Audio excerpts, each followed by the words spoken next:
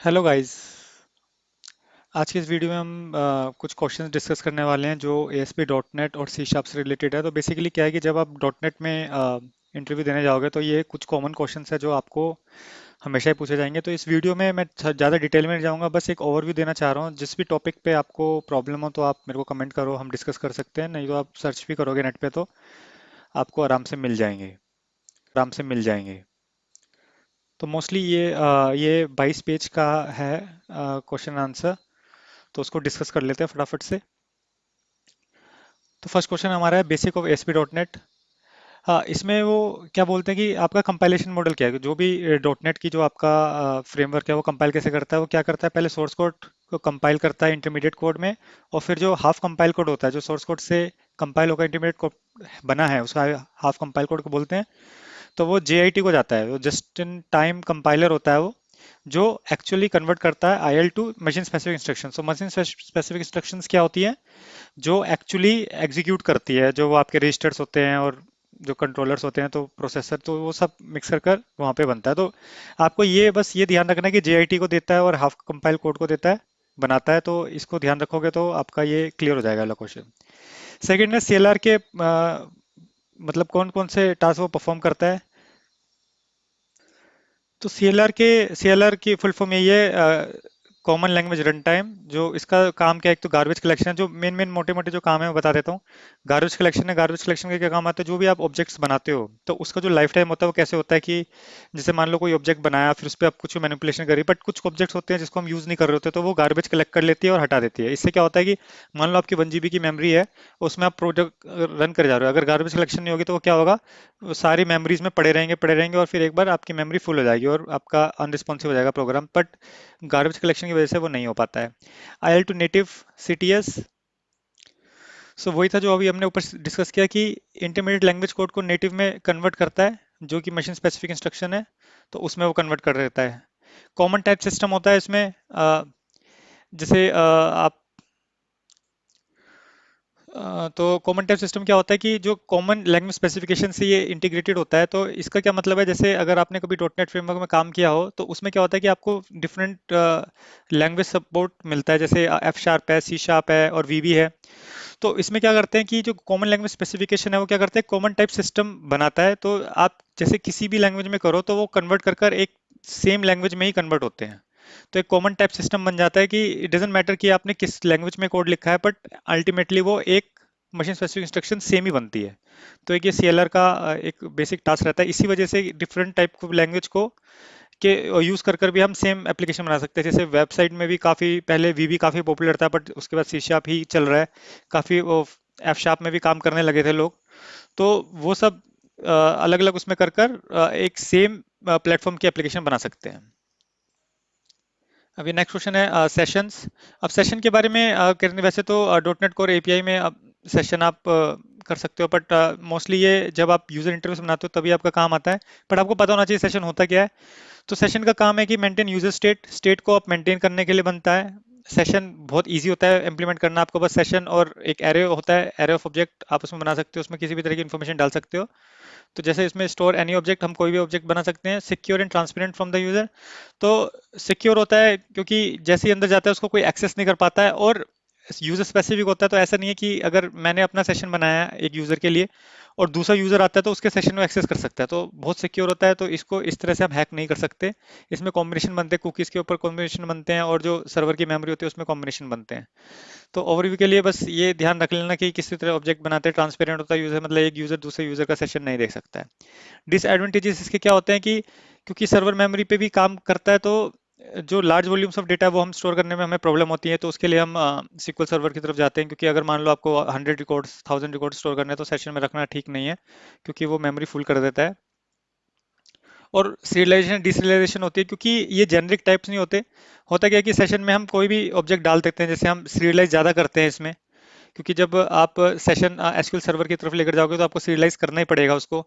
तो वो object type का ही होता है, तो उसके अंदर डालोगे ऑब्जेक्ट, पर जब आप उसको एक्सेस करोगे तो आपको डीसीरियलाइज करना पड़ेगा उसको। तो एक ओवरहेड होता है वो, जैसे मान लो ज़्यादा इन्फॉर्मेशन हुई उसको आप सीरियलाइज कर रहे हो फिर डीसीरियलाइज कर रहे हो तो हो जाता है। और जैसे कि ये डिसेंट्रलाइजेशन किसके लिए, एक स्टेट सर्वर या SQL सर्वर, स्टेट सर्वर में एक डिफरेंट आपको सर्वर मिल जाता है, और SQL सर्वर में SQL सर्वर के अंदर ही आपको एक सेशन बन जाता है। अब तो वैसे JWT के थ्रू ही हम सेशन मेंटेन्स करते हैं, बट ये भी एक ऑप्शन है जो अभी भी जैसे MVC में ही यूज़ कर रहे हो, तो इस तरह के प्रोजेक्ट्स भी अभी भी हैं। तो ये क्वेश्चन स्पेसिफिकली सेशन मोड्स का, वो स्पेसिफिकली ये ASP.NET के लिए ही है। इसमें क्या है कि सेशन मोड्स कितने प्रकार के होते हैं, एक तो ऑफ होता है, एक इन प्रोक होता है। तो ऑफ में तो कोई सेशन मेंटेन नहीं होगा, इन प्रोक में मतलब इन प्रोसेस में ही होगा, जिसमें सर्वर की मेमोरी यूज होती है। स्टेट सर्वर में एक डिफरेंट सर्वर होता है, तो हम एक सर्वर होस्ट करते हैं, उसमें हम बताते हैं। इसमें फ़ायदा क्या होता है कि आप अगर मान लो जैसे लोड बैलेंसर लगा हुआ है, तो डिफरेंट वेबसाइट अगर एक सर्वर दूसरे, तो जब वो एक्सेस करते हैं तो ये सेम सेशन शेयर हो पाता है। पर प्रोसेस में क्या प्रॉब्लम रहती है कि अगर एक प्रोसेस है, अगर वो दूसरे सर्वर पे अगर दूसरी हिट जाती है, तो अगर आपने लोड बैलेंसिंग के बारे में कुछ पढ़ा हो तो उसमें वो हम एक्सेस नहीं कर पाते, तो उसके लिए स्टेट सर्वर SQL सर्वर हमें यूज़ करना पड़ता है। बाकी कस्टम में आप थर्ड पार्टी सर्विसेज प्रोवाइड करते हैं सर्वर के लिए, वो उसमें यूज़ होता है।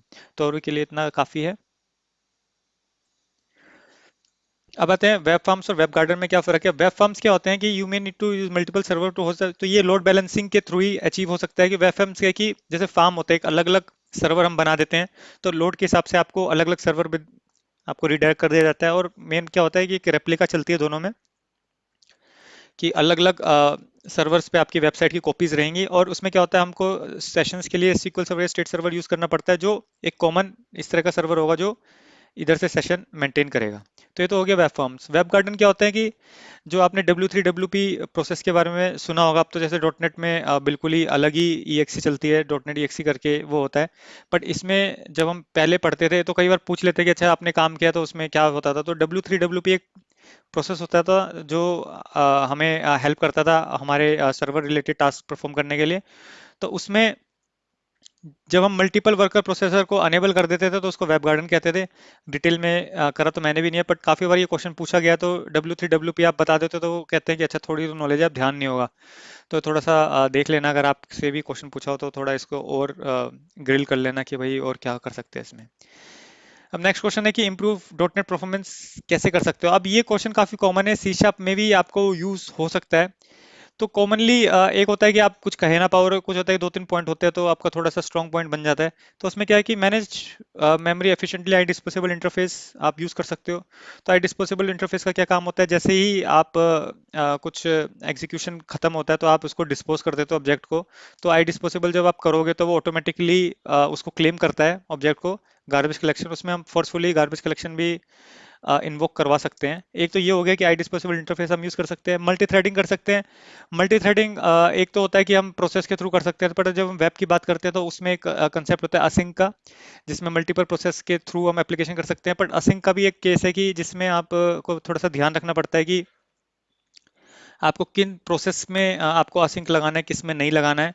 तो वो थोड़ा सा देखकर चलना पड़ता है। पर असिंक के भी हिसाब से होता क्या है कि जब आप कोई रिक्वेस्ट आती है, मान लो दो रिक्वेस्ट बड़ी बड़ी आ गई, तो क्या होता है कि पूरा प्रोसेस उसी में रह जाता है, और आपको दूसरी मतलब और इन्फॉर्मेशन हम देख लेते हैं। जैसे अब कोई नॉर्मल यूजर है जो नॉर्मल इन्फॉर्मेशन एक्सेस करना चाहता है, उसको इतना टाइम नहीं लगना, तो वो ब्लॉक हो जाता है उसके लिए। तो असिंक में क्या होता है कि प्रोसेस आता है, एक दूसरे प्रोसेस के पास चला जाता है, वो वहाँ पे कैलकुलेट करता है, इतने तीसरा बंदा भी आकर उसको एक्सेस कर सकता है अगर छोटी इन्फॉर्मेशन है तो वहाँ पे ये फायदा हो जाता है। हैंडल एक्सेप्शन प्रॉपरली, एक्सेप्शन हमेशा प्रॉपरली हैंडल करोगे तब भी परफॉर्मेंस इंप्रूव होती है। क्योंकि होता क्या है, अगर आप ये नहीं करोगे तो यूजर बार बार रिफ्रेश करता रहेगा। एक प्रॉपर मैसेज करो, एक्सेप्शन करो, जनरेट करो, एंड एरर रिजल्ट वापस भेजो।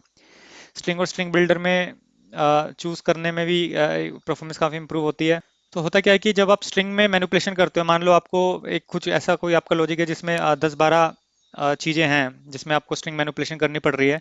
तो होगा क्या कि स्ट्रिंग का एक जो सबसे खराब बात है कि वो क्या करती है, हर बार एक नया ऑब्जेक्ट बनाती है। मतलब अगर आपने एक नाम को ऐड किया, उसको मैं अपेंड किया डॉट, तो एक और नेम डॉट, नेम का एक अलग होगा, नेम डॉट का एक अलग ऑब्जेक्ट बन जाता है। तो इससे मेमोरी काफ़ी भर जाती है। स्ट्रिंग बिल्डर क्या करता है कि एक ऑब्जेक्ट बना देता है, उसका रेफरेंस रखता है, और जब भी बिल्ड होता है तो उसके अंदर ही अपडेट करता रहता है। तो ये परफॉर्मेंस में काफ़ी बूस्ट होता है। एक बार कर कर देखना, कोई भी एक 100 नंबर का लूप चला देना और उसमें फिर स्ट्रिंग को मैनिपुलेट करोगे ना, तो उसमें आपको पता चल जाएगा किस तरह से मेमोरी आपकी ब्लॉक हो जाती है उसमें। और choose proper data type in application improvement for serialisation. अच्छा, तो इसका क्या मतलब है कि प्रॉपर डेटा टाइप यूज करो। जैसे अगर मान लो आपको पता है कि लिस्ट है, इन टाइप की है, तो आप जेनरिक लिस्ट यूज कर सकते हो। जो भी फंक्शन है आप जेनरिक टाइप में बनाओ।